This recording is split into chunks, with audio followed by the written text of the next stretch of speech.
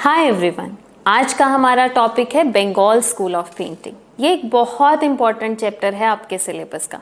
कोशिश करूंगी easy way में आपको ये समझा पाऊँ। बंगाल स्कूल को समझने से पहले आपको थोड़ा इसकी बैकग्राउंड को समझना पड़ेगा, क्योंकि आपने सैम्पल पेपर में चेक किया होगा कि क्वेश्चंस का फॉर्मेट थोड़ा डिफरेंट है। They are not asking the direct question, so उसके लिए चैप्टर की अंडरस्टैंडिंग का होना बहुत ज़रूरी है। So let's start.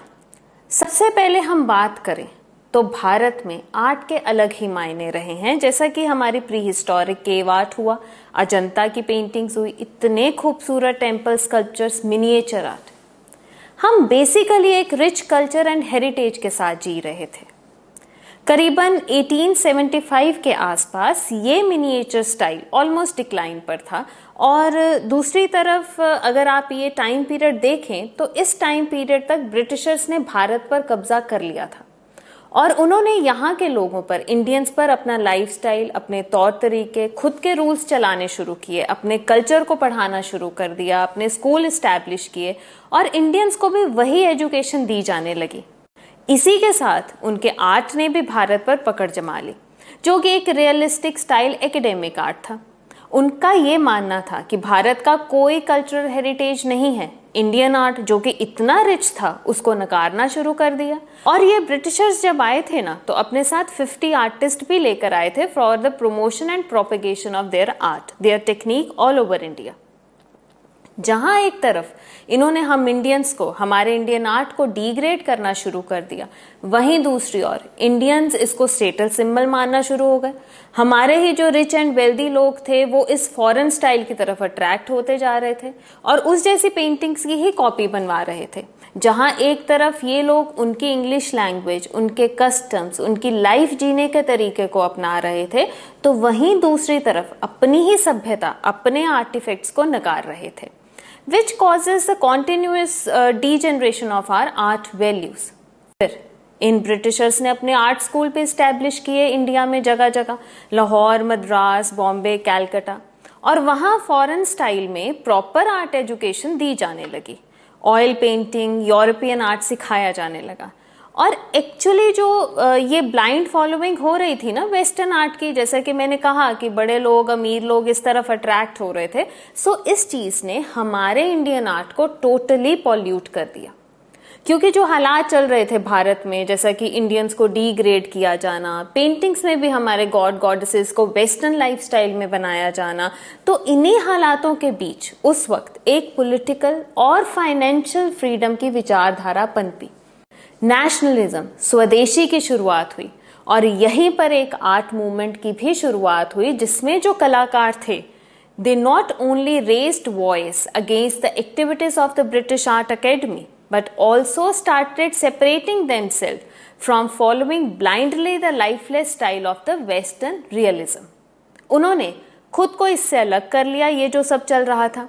पर यहाँ मैं एक बात और कहना चाहूंगी कि अगर हम कहें सब ब्रिटिशर्स एक जैसे थे, तो ऐसा नहीं था। कुछ ऐसे भी थे इनलाइटेंड इंग्लिशमैन जो इंडियन आर्ट को ऐसे ही प्योर रहने देना चाहते थे, जैसे कि E.B. हेवल। इन्होंने भारतीय कला के मूल्यों को समझा, सराहा and also saved it from decaying. Professor E.B. Havell Madras school of art के प्रिंसिपल थे। फिर इनका ट्रांसफर कैलकाटा आर्ट स्कूल में हुआ और यहाँ ये मिले श्री अवनींद्रनाथ टैगोर को, जो कि एक एक्सपर्ट थे European, Chinese, Japanese style of painting में। And also he initiated vast technique and Indian tradition, जिसकी सोल इंडियन थी। Havell was not in the favour of tradition of copying the European paintings. वो खुद उसके खिलाफ थे, जिस तरह फॉरेन आर्ट को इम्पोज किया जा रहा था इंडियंस पर।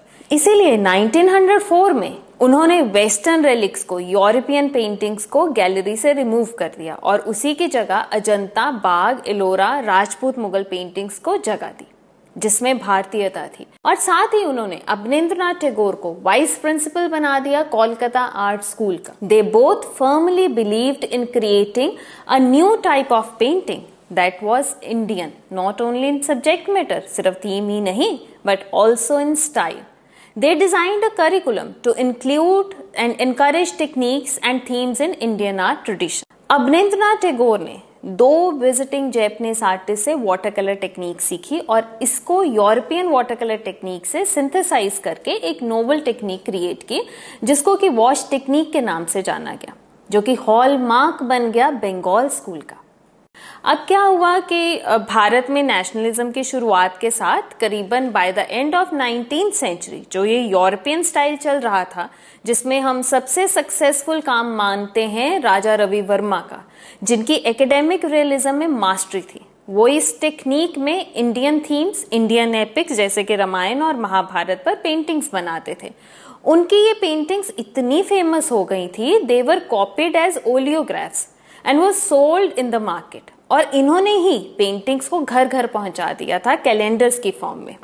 But by the end of 19th century this western style of painting in India could not survive, क्योंकि इसको फॉरेन या टू वेस्टर्न माना जाने लगा to show Indian mythology and history. और यहाँ Bengal school of art emerge हुआ, जो कि बंगाल में ओरिजिनेट हुआ, specially in Kolkata and Shantiniketan. पर यह बंगाल तक ही सीमित नहीं रहा, बल्कि पूरे भारत में अर्ली 20th सेंचुरी में फ्लरिश हुआ। बंगाल स्कूल को रिवाइवल स्कूल भी कहा जाता है, क्योंकि आप समझें ये एक सेल्फ रिस्पेक्ट, सेल्फ रिलायंस की फीलिंग थी towards our country, our heritage. इन आर्टिस्ट ने वापस से देखा अपना पास्ट, अपने ट्रेडिशन, नॉट टू इमिटेट और copy but to revive certain values of old tradition. और इसीलिए ये टर्म रिवाइवलिज्म आई, मतलब recalling the past and rejecting the western academic style. Bengal school of painting brought a renaissance in Indian art. और ये जो rebirth हुआ इंडियन आर्ट का, ये भारत के हर कोने में फैला। स्पेशल आर्ट सेंटर्स बनाए गए, दिल्ली, गुजरात, लखनऊ, पंजाब, जयपुर, हैदराबाद। अवनींद्रनाथ टैगोर ने बहुत से अपकमिंग आर्टिस्ट को इंस्पायर किया। He also founded Indian society of oriental arts इन 1905, जिसका एम ही था इंडियन ट्रेडिशनल आर्ट को इनकरेज किया जाए with the help of progressive artist. बहुत से आर्टिस्ट ने, जिनमें ज्यादातर अवनींद्रनाथ टैगोर के ही डिसाइपल थे, अलग अलग एक्सपेरिमेंट्स करे with Indian tradition, which basically turned out to be Indian art, जिनमें प्रमुख रहे नंदलाल बोस, देवी प्रसाद रॉय चौधरी, के वेंकटप्पा, असित कुमार हलदर, M.A.R. चुगते, रविशंकर रावल और शारदा चरण उकील। इसके अलावा Ananda Coomaraswamy also worked a lot for the popularisation and making the Indian art known to the world.